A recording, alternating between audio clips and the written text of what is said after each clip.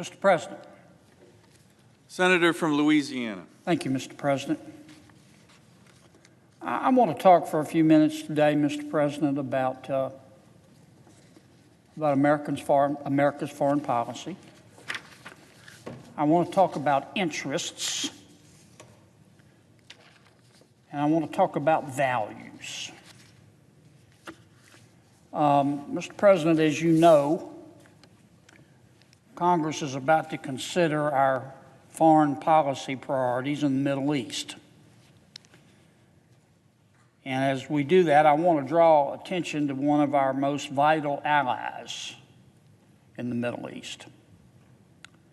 These allies have stood by America, and we have stood by them for decades, through thick and thin.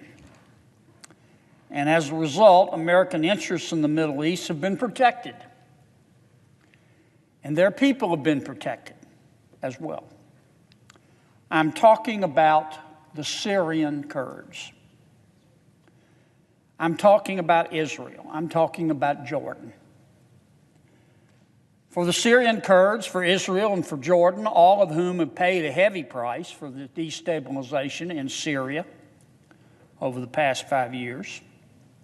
In my judgment, America must now stand by them, Mr. President, to make sure that that fight stays won. Once the Senate turns our attention to S1, and we will eventually, I plan to offer an amendment to S1 that will allow the United States military to defend the Kurds in Syria, if need be. It would give the President the authority to use the United States Armed Forces as he deems fit to keep our promise and to protect our allies. And that's all my amendment would do. Wouldn't require anything, but it would give the President of the United States the authority to protect one of our allies in the Middle East, the Syrian Kurds. Because after all, the Kurds have contributed mightily to the fight against ISIS, and we owe them. We owe them some peace of mind as we draw down our presence in the region. The Kurdish-led Syrian Democratic Forces, they're better known, as you know, Mr. President, as SDF, have been another set of boots on the ground in our fight against ISIS. In the words of former Secretary Mattis, Kurdish fighters, quote, shredded ISIS. We couldn't have done it without them. With the help of coalition supplies, weapons, and airstrikes, the SDF, the Syrian Kurds, have been able to recapture large parts of both northern Syria and eastern Syria from ISIS's iron grip, and that's just a fact. 4 years ago, there were nearly 100,000 ISIS fighters. Thanks to our Kurdish allies and others, including American blood and treasure, those numbers have now dwindled to just 5,000. Today, ISIS has surrendered 99% of its territory. Let me say that again. Today, ISIS has surrendered 99% of its territory, including its former capital of Raqqa. To put that accomplishment in perspective, Mr. President, in January of 2015, ISIS controlled more than 34,000 square miles of Syria and Iraq.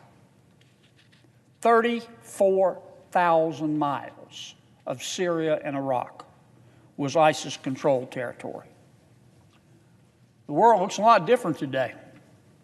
Less than 3 weeks ago, the so-called caliphate, the ISIS caliphate, withdrew from its last major urban stronghold in Syria.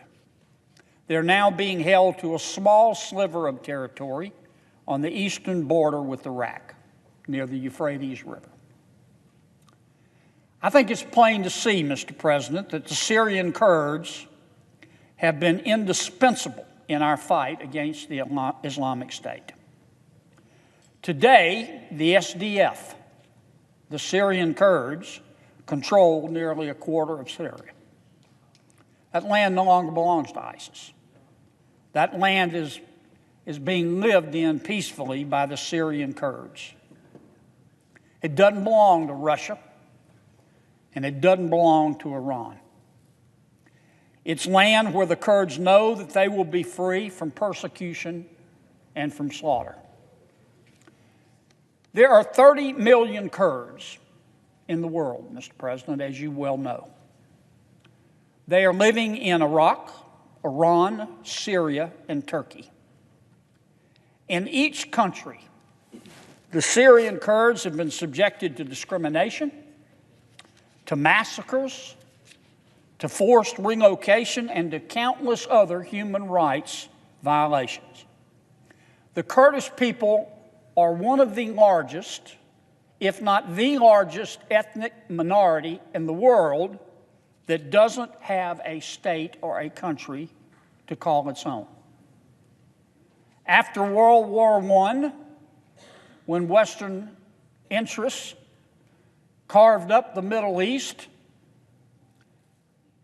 the Kurds were left without a state, despite President Woodrow Wilson's argument that would be, and indeed is, unfair. The truth is that the Kurds in the world today, no matter where they are not completely safe anywhere. The Turkish defense minister made that clear just this last December when he said that when the time comes, the Turkish defense minister said, the Kurds, quote, will be buried in the ditches they dug. No one should doubt this. That's a direct quote, Mr. President.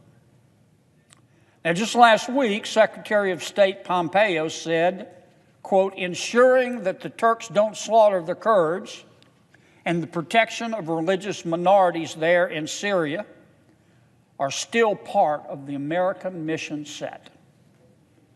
Secretary Pompeo is a wise man. Our troops there in the region who stand beside our Kurdish friends do more than simply offer supplies and logistical support to the Kurds.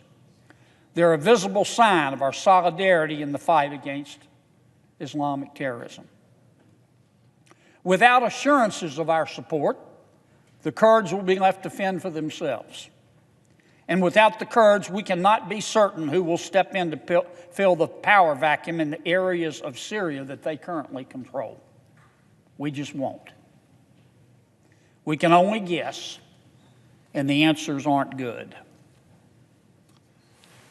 Mr. President, the threat of U.S. military force has been a major deterrent for the reemergence of jihadists like ISIS and like al-Qaeda. We know that. Our presence has held back Assad, Turkey, Russia, and Iran from gaining stronger footholds in the area. If the Kurds are vulnerable to attack from Turkey or Syrian rebels, they may turn to our enemies for protection out of fear. And even if the Kurds didn't, they can't fight off the Turkish troops and pursue the remnants of ISIS at the same time. To abandon the Kurds, for America to abandon the Kurds in Syria now would compromise the security of our allies, it would compromise the security of Israel, of Jordan, and it would risk exposing the region to more turmoil. Mr. President, I think it was the late, great Ambassador George Kennan, writing, of course, during the Cold War, who said, quote, if the policies and actions of the United States government are to be made to conform to moral standards, not self-interest, to moral standards, those standards are going to have to be America's own, founded on traditional American principles of justice and propriety. The ambassador was correct. And as I read his words, and as I have read his words, as I have studied his words, I've thought long and hard about what he meant by the American principles of justice and propriety. If justice is getting what you deserve, as C.S. Lewis said, and propriety is doing what's right, as I think most of us believe, then we should give the President the authority to protect the Kurdish people. And that's what my amendment would do. And we've got to do it because they're our friends. But we've also got to do it because it's the right thing to do for America's interests and for the Middle East peace process. I want to urge my colleagues in the Senate to consider my amendment once we take up the bill and help me make sure that American foreign policy continues to have that important moral component. Standing with our friends in the face of evil despots and dictators is just as important today as it was during the Cold War. Mr. President, I understand President Trump's decision with respect to Syria. I understand his concern about mission creep. I understand his concern about America's failure in our efforts at nation building. I think all the American people are frustrated with the Middle East. All of us want a prosperous America, but all of us in America want a prosperous world. And we've been disappointed time and time and time again by totalitarian governments in the Middle East. I don't want any of my remarks to be construed today, Madam President, as critical of the President's decision with respect to Syria. Frankly, I don't know whether he's right or not. I'm still listening to both sides. But I know this. American foreign policy never has been and never should be based solely on self-interest. Certainly self-interest is part of it. But American foreign policy also has to have a moral component. And morality in this case, Madam President, dictates that if we withdraw from Syria, we do not allow our Kurdish allies in Syria to be butchered, to be gutted like a fish. Thank you, Madam President. I suggest the absence of a quorum.